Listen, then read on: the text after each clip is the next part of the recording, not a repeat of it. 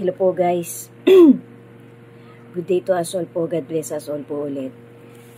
Continuation po, bali number 5 na po to. Ito po yung bago kong content na ginagawa ko na life motivation, life coach po ulit, life lessons, and POB. Para din po itong Bible verses. Pag-refresh ko po to, sana po tapusin nyo po guys kung sino man pong madadaanan ng content ko na to.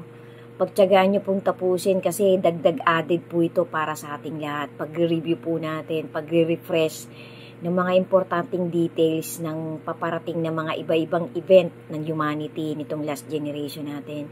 God bless us all po ulit. To God be the glory po. And always remember guys, faith is the completeness of good deeds, love, and hope. Huwag po natin kakalimutan yan guys. Magpatuloy-tuloy po tayo guys. Ipunin po natin ang ipunin, isave na po natin ang isave yung mga nagugustuhan nating mga documentary, mga contents na talagang pong sa pakiramdam natin magdadagdag ng motivation, magdadagdag ng booster sa kapit natin, sa kanilang mag-ama, sa ating Creator, sa ating God the Father at sa kanyang bugtong na anak na malapit na po talagang dumating para isakatuparan yung snatching, yung pag-agaw na gagawin sa lahat ng macho-chosen. Ipag-pray po natin ang ipag-pray na lahat po tayo mapapasama dun sa time na yon, sa event na yon. Para po meron na tayo talagang guaranteed na iningatan na tayo ng Panginoon tapos kasama niya po tayo sa pag-aari niya ng 1,000 years.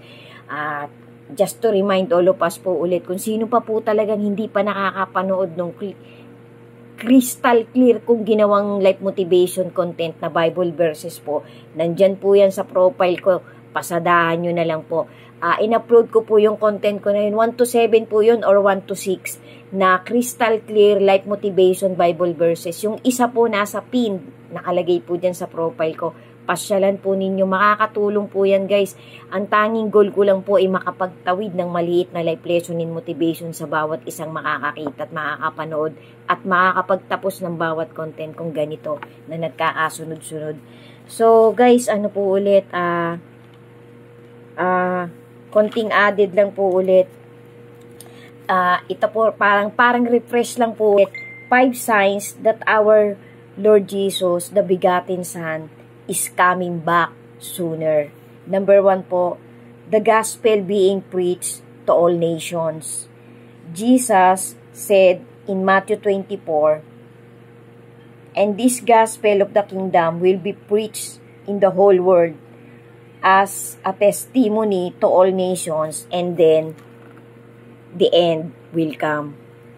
The gospel is being preached to more people than ever before in history of humanity, with billions of people having access to the Bible and the message of salvation. Tuloy-tuloy po sana ninyong tapusin tong content ko na to. Bali, part 5 na po to guys, para po makapagdagdag tayo ng booster sa isa't isa. Tapos number 2 po, the rise of Israel. Matthew 24 po, idire-diretso nyo po. Particularly 32 to 33.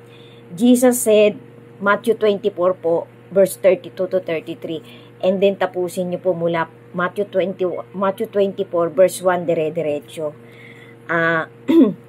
Our Lord Jesus said, learn this parable from the fig tree. When its branch has become tender and puts forth its leaves, you know that the summer is near.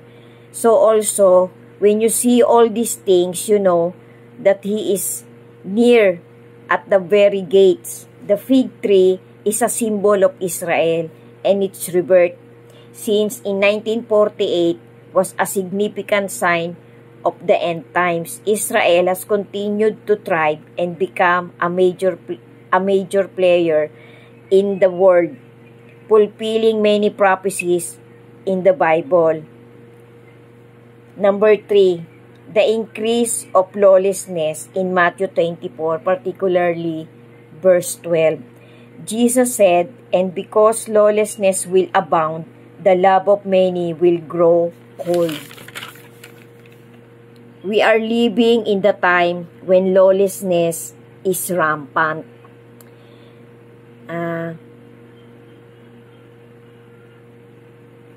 Crime rates are high, and there is a growing disregard for authority.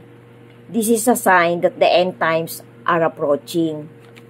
Number 4, natural disasters. In Matthew 24, verse 7, continue. Our Lord Jesus also said there will be famines and earthquakes in various places. Natural disasters are becoming more frequent and severe.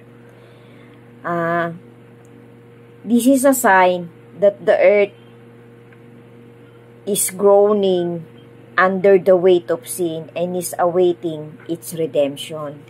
So number 5, the love of many growing cold. In Matthew 12 also, Matthew 24 also, Our Lord Jesus also added, and because of lawlessness will abound, the love of many will grow cold. People are becoming more selfish and materialistic.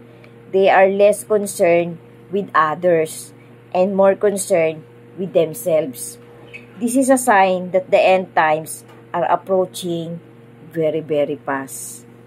So guys, yan po yung mga added ko sa refresh po ng bawat isa sa atin.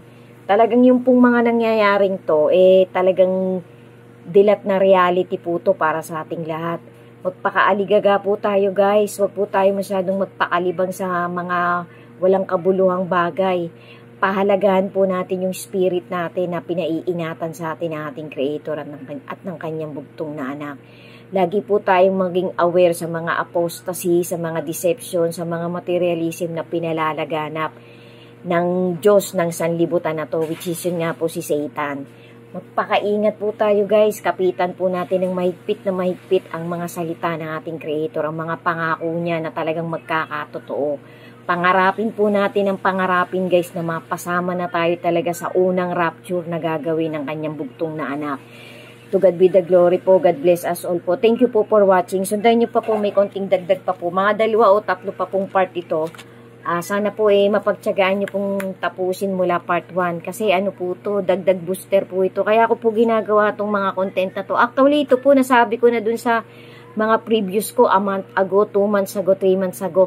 Kaso inuulit ko po, nire-refresh ko po. Kasi para pong para po talaga maging maging alert, maging tayo, steadfast tayo sa faith natin sa ating Creator. Sundan nyo pa po guys. Thank you po for watching. Ingat po tayo palagi and God bless us all po. To God be the glory po talaga. Sundan nyo pa po. Maraming salamat po sa inyong lahat na nagtatapos ng bawat content kong ganito. Si God na po ang bahala sa ating lahat. Ingatan po nawa tayo ng ating Panginoon, sampu ng ating buong pamilya. Amen. To God be the glory po talaga and God bless us all.